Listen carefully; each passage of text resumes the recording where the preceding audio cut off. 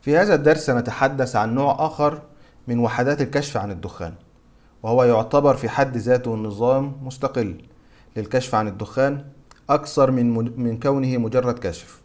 هو أيضا يعتبر أدق نظام كشف عن الدخان موجود حتى الآن. أما بخصوص تسمية هذا النظام، فهذا الكاشف أو النظام يعرف باسم نظام الكشف عن الدخان بواسطة عينات الهواء أو Air Sampling Smoke Detector. له اسم آخر مشهور به وهو Aspirating Smoke Detector، ومشهور محليا والدارج بين المهندسين تحت اسم فيزدا سيستم أو نظام فيزدا، يعني نسبة إلى أحد أشهر ماركاته أو الشركة. أول نظام يعني انتشر في الأسواق هو نظام فيزدا، فسمي بهذا الاسم. أما بطريقة عمل هذا النظام، هذا النظام يعتمد على أخذ عينات من الهواء سامبلز من خلال أنابيب بها ثقوب منتشرة في المكان. بيتم أخذ عينات بالتساوي من داخل هذه الثقوب، تمر هذه العينات في الهواء مرورا حتى النظام أو لوحة النظام. أما بخصوص لوحة هذا النظام، بتكون بهذا الشكل، بتوجد بها داخليا مضخة شفط للهواء اللي هو سحب الهواء من خلال الأنبوب. ثم عينة الهواء هذه بتمر داخل غرفة الكشف عن الدخان. هذه شكل غرفة الكشف. داخل هذه الغرفة توجد نوع من أنواع الكشفات الضوئية الدقيقة جدا للكشف عن ذرات الكربون أو ذرات الدخان. بعد عملية الكشف، يعني بيمر الدخان بهذا الشكل أو الهواء، عينة الهواء وتمر داخل غرفة الكشف عن الدخان. بعد الكشف عنها بتمر داخل هذه المضخة.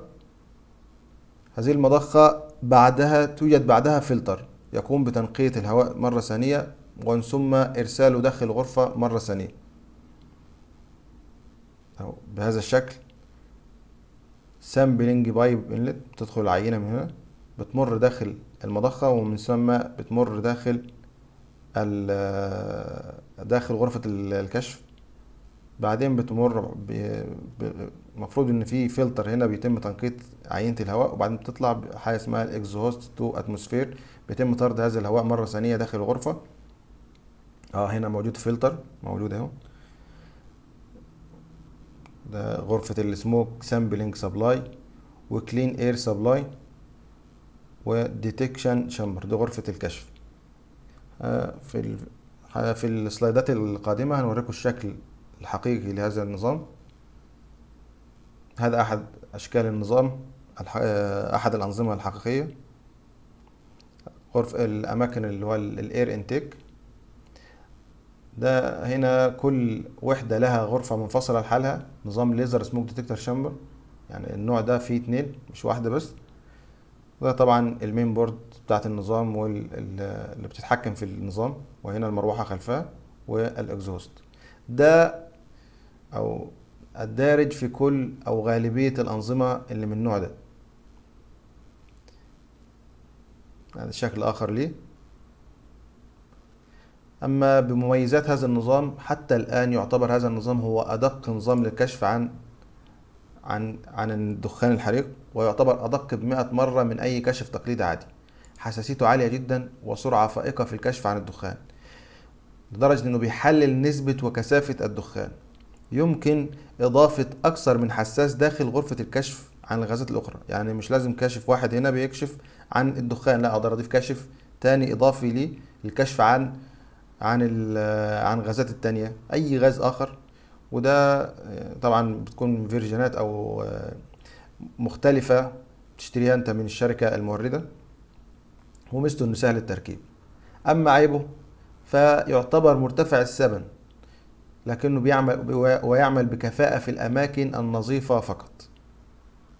لكن بالنسبة للاماكن اللي هو الغالية جدا مثل الداتا سنتر، يعني بيحمي انظمة مكلفة بالملايين، ففي الحالة دي سعره ما يكونش غالي نهائي. بالنسبة يحتاج طبعا إلى فلتر تغيير الفلتر الداخلي كل فترة حسب نظافة المكان. ده إحدى الصور الحقيقية. أماكن استخدامه، طبعا بيستخدم في الأماكن الهامة أو ذات طبيعة خاصة مثل غرف الكهرباء الضخمة طبعا، أو محطات الكهرباء أو المحطات النووية. الأماكن التي تتطلب سرعة في الكشف عن الحريق لحظة حدوثه مثل مراكز البيانات، مش محتاج إنها يعني أنتظر إنها تحترق وينتج عنها دخان حتى يعطي نظام إنذار في المكان. لا، مجرد شعوره بالدخان بيتم إرسال إشارة لأنظمة الإطفاء لإطفاء المكان. الأماكن التاريخية، يستعمل في الأماكن التاريخية طبعا، يعني عشان حماية للتشوه البصري لو وضعت الكواشف التقليدية في هذه الأماكن. طبعا حماية خطوط الإنتاج والمكائن والمعدات، هذه أحد ماكينات طباعة بالشكل ده. بيمر أنبوبة داخل الماكينة نفسها وليس في السقف فقط. تستعمل طبعا برضه أيضا في الأماكن التي يصعب إضافة أنظمة كشف أخرى ليها، مثلا الفريزرات الضخمة، يعني مستودعات التبريد أو مستودعات الثلاجات، يمكن وضعه داخل هذه الثلاجات، لأن لو وضعنا النظام العادي أو الكواشف العادية يعني يحدث لها، يعني بتخرب بسبب الرطوبة والمتكثفة على الكواشف. مكوناته وتركيب النظام. ده صورة لأحدى مراكز البيانات داتا سنتر. لاحظوا طريقة التركيب، بيتم وضعه على إحدى الركات مثلا، أو ويتم دخول الأنابيب الخاصة بيه وفتحاته، الفتحات الأنابيب داخل الركات نفسها، مش في السقف، ليس في السقف لكن داخل الركات نفسها. وده تقريبا وحدات كهرباء أيضا. مجرد حدوث أي، يعني البوردة اللي داخل الركات تبدأ تحترق ولا شيء، بيقوم يأخذ عينة من الهواء مباشرة. هذا النظام موصل بنظام إطفاء زي ما احنا شايفين. مجرد إنه حصل النظام، يعني حدوث نظام عينة من الهواء بها كربون أو بها نواتج احتراق، بيعطي إشارة للنظام لإطفاء المكان.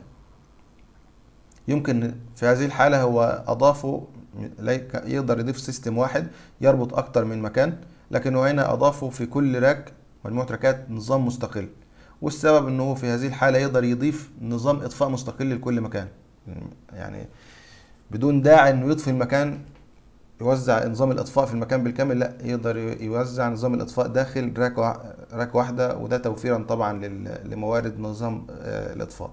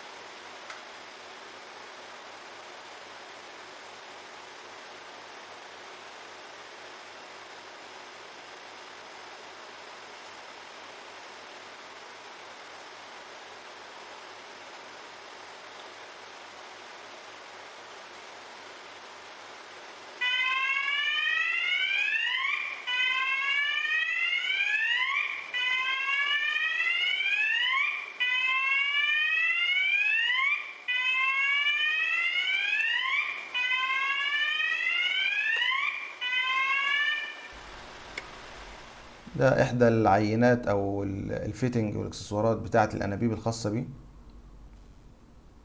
ده بنلاحظها في الكتالوجات أو بتختلف من نظام لآخر على حسب كل شركة. ده أنواع المواسير، في نوع بي في سي، في اتش اف تي، كل نوع بيتحمل درجة الحرارة الخاصة بيه والسمك بتاعه. طبعا هذا هنقولها حاليا باختصار، لكن باستفاضة في كورس الخاص بالتصميم، طرق تصميم النظام وطريقة وضعه وأهميته. بكده نكون وصلنا لنهاية هذا الدرس. السلام عليكم ورحمة الله وبركاته.